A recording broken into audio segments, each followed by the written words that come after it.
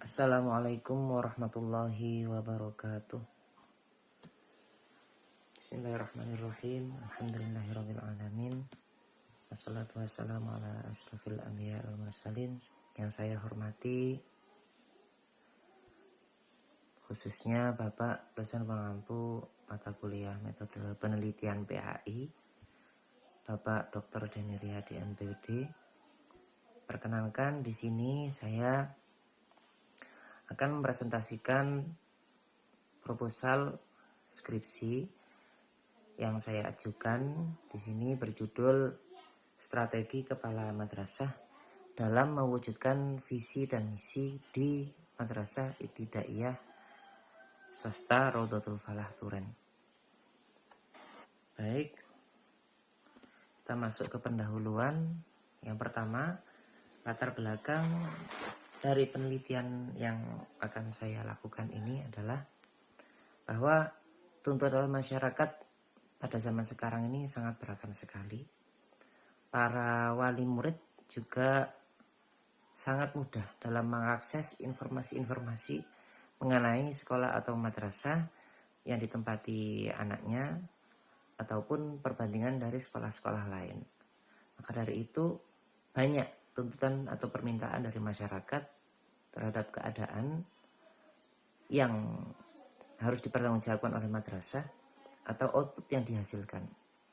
Maka dengan demikian program madrasah wajib atau harus memberi penjelasan tentang pelaksanaan pendidikan, yaitu dengan tugas dan kewajiban sebagai kepala madrasah maupun tenaga pendidik ataupun tenaga kependidikan dalam mencapai tujuan yang ingin dicapai oleh seluruh lingkungan pendidikan yang sudah tersusun.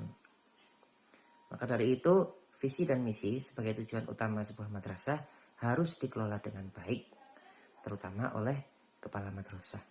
Baik itu pengelolaan manajemen, pengelolaan para pengajar, staf-staf madrasah, paguyuban, dan wali murid harus dilakukan dengan penuh kehati-hatian agar kepala madrasah dapat mencapai visi dan menjalankan misi dengan maksimal.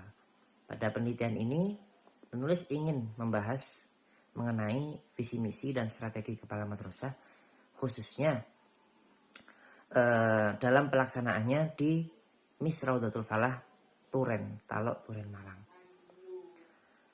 Baik, madrasah ini kami pilih sebagai objek penelitian karena madrasah ini merupakan madrasah ibtidaiyah dengan jumlah siswa terbanyak, khususnya di tingkat madrasah ibtidaiyah. Baik, selanjutnya akan saya jelaskan identifikasi dari masalah pada penelitian ini. Yang pertama, kepala madrasah memiliki tantangan dalam memaksimalkan penerapan visi dan misi dalam madrasah. Kemudian, kepala madrasah membutuhkan strategi untuk memaksimalkan visi dan misi di lingkungan sesuai dengan madrasah maupun peserta didiknya. Batasan masalah yaitu bahwa penelitian ini menitik beratkan pada model visi dan misi yang sesuai dengan kondisi madrasah serta strategi kepala madrasah dalam memaksimalkan penerapan visi misinya. Saya rumuskan rumusan masalah pada penelitian ini. Yang pertama, bagaimana visi dan misi madrasah di Mis Raudhatul Falah Talok, Turen, Malang. Yang kedua, bagaimana strategi kepala madrasah dalam mewujudkan visi dan misi di Mis Raudhatul Falah Turen. Tujuan dari pembahasan penelitian ini adalah untuk mengetahui, yang pertama, untuk mengetahui visi dan misi dari Mis Raudhatul Falah Turen. Yang kedua, untuk membahas dan memahami strategi kepala madrasah Mis Raudhatul Falah Turen dalam mewujudkan visi dan misinya. Selanjutnya saya jelaskan kegunaan dari penelitian yang akan kami lakukan. Yang pertama, bagi madrasah, penelitian ini akan memberikan pembahasan yang dapat menjadi acuan dalam memaksimalkan jalannya kegiatan belajar dan mengajar. Bagi guru, penelitian ini dapat bermanfaat dalam memberikan gambaran yang lebih jelas terhadap visi dan misi madrasah sehingga dapat mendukung jalannya program madrasah dengan maksimal. Kemudian bagi kepala madrasah, penelitian ini dapat menjadi acuan yang terstruktur sehingga dalam berstrategi, kepala madrasah dapat melakukannya dengan lebih maksimal dan berkesinambungan yang positif. Ada banyak sekali kajian penelitian terdahulu yang hampir sama dengan apa yang kami ajukan, kami teliti pada skripsi ini. Ada banyak sekali sudah saya cantumkan di proposal.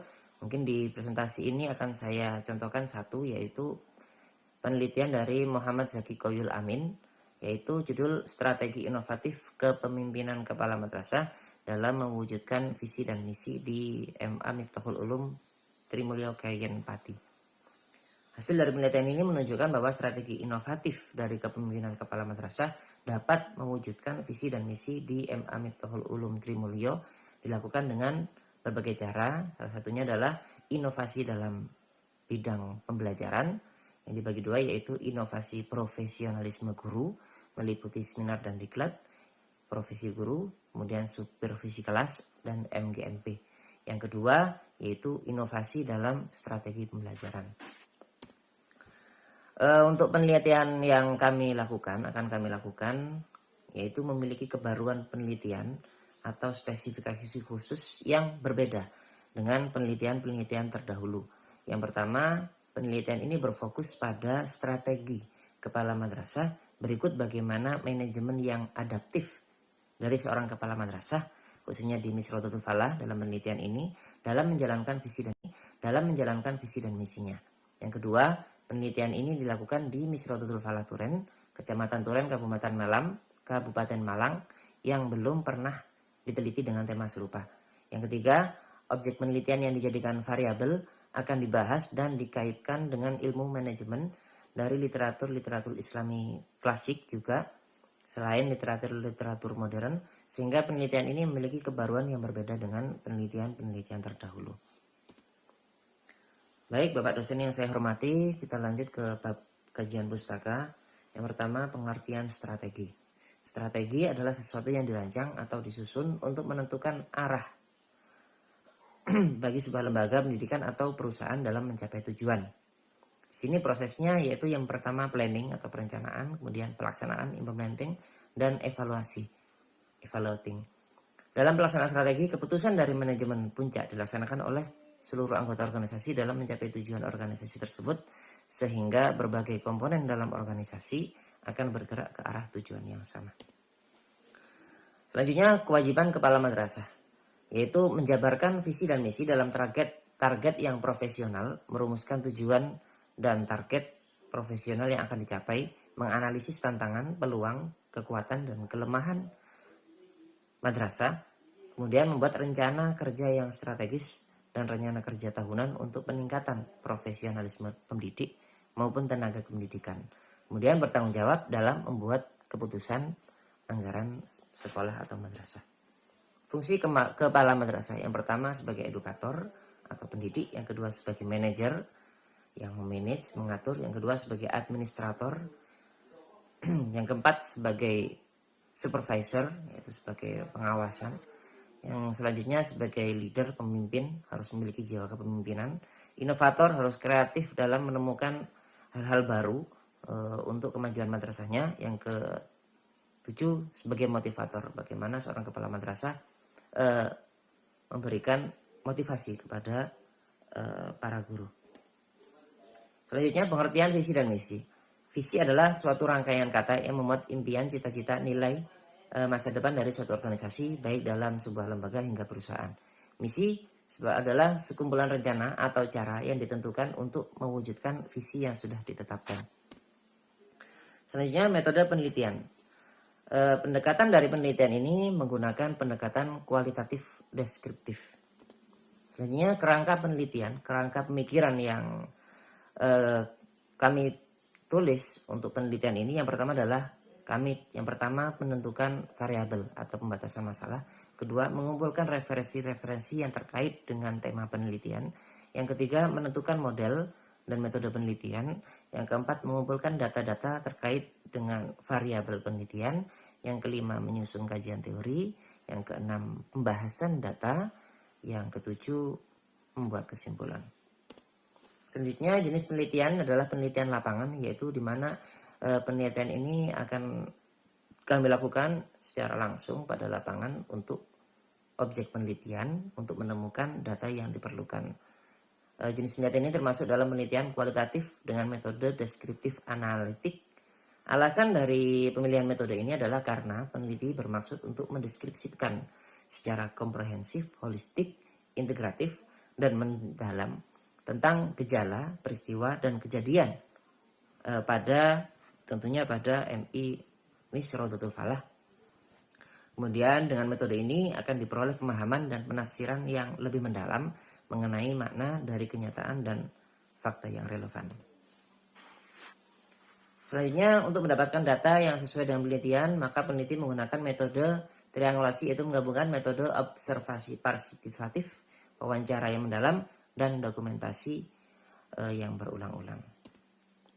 Teknik analisis data yaitu dianalisis secara kualitatif, yaitu interpretasi yang dilakukan secara kritis dengan menggunakan teknik deskriptif analitis yang mendeskripsikan maupun mengklasifikasi data dan kemudian disusun dengan interpretasi terhadap hasil pemikiran. Sekian presentasi proposal dari kami. Jika ada kurangnya mohon maaf dan juga mohon koreksi dari Bapak dosen. Akhirul kalam, wallahumma fiqh lakum. Wassalamualaikum warahmatullahi wabarakatuh.